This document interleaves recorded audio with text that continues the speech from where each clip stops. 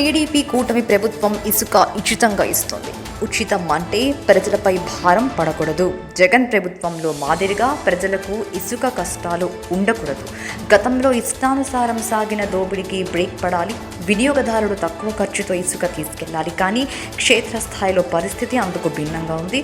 అప్పుడు ఇప్పుడు అవే ధరలు చిత్రంగా కొన్ని చోట్ల ఇంకా అధిక ధరకు ఇసుక కొనాల్సి వస్తుందన్న అభ్యంతరాలు వ్యక్తమవుతున్నాయి. ప్రజలకు మేలు చేయడమే లక్ష్యంగా తీసుకొచ్చిన ఉచిత ఇసుక విధానం ఖచ్చితంగా ప్రజలకు ఉపయోగకరమైనది.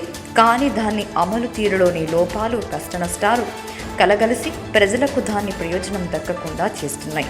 మొన్నటిదాకా సాగిన అడ్డగోలు అమ్మకాల కన్నా ఉచిత విధానంలో ఇసుక ఎందుకు భారం అవుతుందన్నది తక్షణం దృష్టి పెట్టాల్సిన అవసరం ఉంది.